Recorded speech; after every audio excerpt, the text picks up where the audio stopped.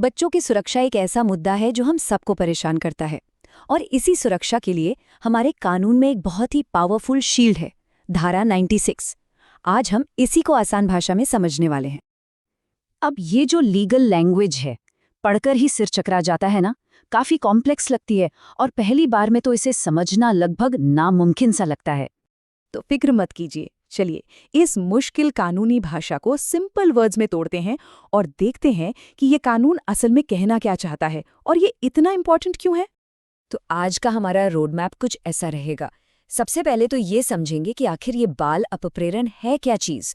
फिर देखेंगे कि इस अपराध के मेन इंग्रेडिएंट्स क्या है, इसमें इरादे यानी इंटेंट का क्या रोल है, अपराधी को क्या सज़ा मिलती है, और आखिर में ये कानून वक्त के साथ कैसे बदला है। चलिए सबसे पहले और सबसे बेसिक सवाल से शुरू करते हैं। ये जो शब्द है बाल अपहरण या चाइल्ड प्रोक्यूरेशन, इसका असल में मतलब क्या होता है? इसको ना एक सेफ्टी नेट की तरह समझिए। ये कानून उस इंसान को पकड़ता है जो किसी बच्चे को धोखे से, जबरदस्ती से या किसी लालच से किसी दूसरे इंसान द्वारा सेक्सुअल एक्सप्लॉयटेशन के लिए तैयार करता है। मतलब ये कानून असल जुर्म होने से पहले ही तैयारी के स्टेज पर ही रोक लगा देता है। तो अब सवाल ये उठता है कि किसी भी हरकत को इस कानून के तहत अपराध कब माना जाएगा। इसके लिए कुछ खास एलिमेंट्स का होना बहुत ज़रूरी है। चलिए एक एक करके इन्हें समझते हैं। तो ये है वो 4 मेन इंग्रेडिएंट्स जो इस अपराध को पूरा बनाते हैं। पहला, विक्टिम, जो एक बच्चा होना चाहिए। दूसरा, एक्ट, मतलब किसी भी तरीके से उसे बहकाया गया हो। तीसरा, मेथड, यानी जबरदस्ती या फुसलाकर। और चौथा, आखिरी गोल, इलिसिट इंटरकोर्स। अगर इनमें से एक भी चीज मिसिंग है तो ये कानून अप्लाई नहीं होगा। तो सबसे पहली और सबसे जरूरी शर्त है पीड़ित का बच्चा होना, और कानून इस मामले में बिल्कुल क्लियर है। पॉक्सो एक्ट के मुताबिक 18 साल से कम उम्र का कोई भी इंसान बच्चा माना जाता है, इसमें कोई कंफ्यूजन नहीं है। अब आते हैं दूसरे एलिमेंट पर, किसी भी साधन से। ये फ्रेज बहुत पावरफुल है। इसका मतलब ये है कि तरीका कुछ भी हो सकता है, चाहे वो धोखा हो, धमकी हो, नौकरी या शादी का झूठा वादा हो, कुछ भी। कानून ने इस दायरे को इतना बड़ा रखा है कि अपराधी के लिए कोई लूपहोल ढूंढना प्रैक्टिकली इम्पॉसिबल हो जाता है। और आखिर में आता है गोल, यानी लक्ष्य। कानून में अवैध संभोग या इलिसिट इंटरकोर्स शब्द का जिक्र है। अब इसका मतलब क्या है? इसका मतलब है कोई भी ऐसा सेक्सुअल एक्ट जो गैर कानूनी या अनैतिक हो, जैसे कि वेश्यावृत्ति। यही वो फाइनल एक्ट है जिसे ये कानून होने से रोकना चाहता है। अब हम इस कानून के सबसे जरूरी हिस्से पर आ रहे हैं, इरादा या इंटेंट। कानून यहाँ पे 2 चीजों को देखता है। एक है इरादा, मतलब उस इंसान का एक्टिव इंटेंशन था कि बच्चे का यौन शोषण हो, और दूसरा है जानकारी, मतलब हो सकता है उसका मेन गोल कुछ और हो, पर उसे ये पता था, ही न्यू, कि उसके ऐसा करने से बच्चे का यौन शोषण होने की पूरी संभावना है। और जानते सबसे जरूरी बात क्या है? कानून इन दोनों ही सिचुएशंस को बराबर का जुर्म मानता है।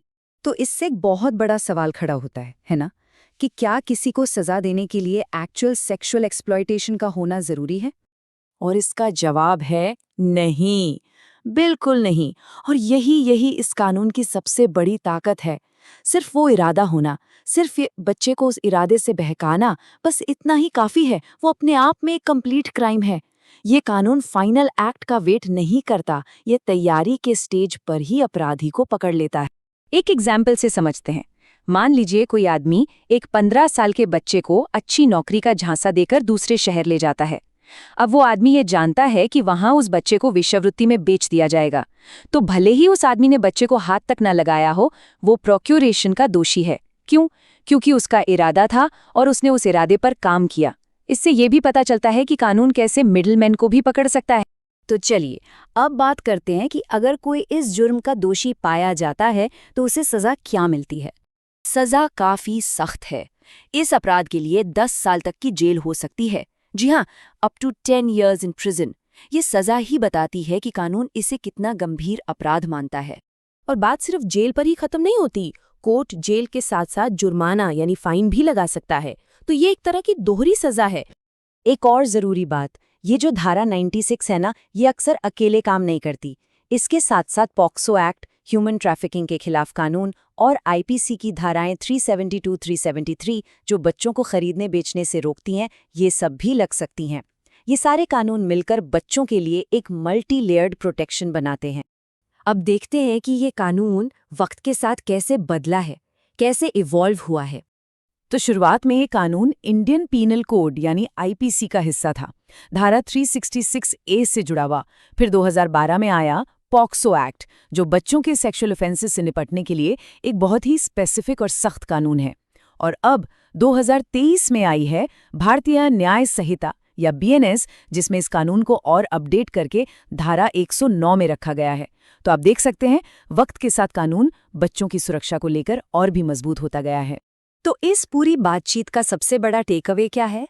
वो ये है कि धारा 96 एक वाइटल सेफ्टी नेट है।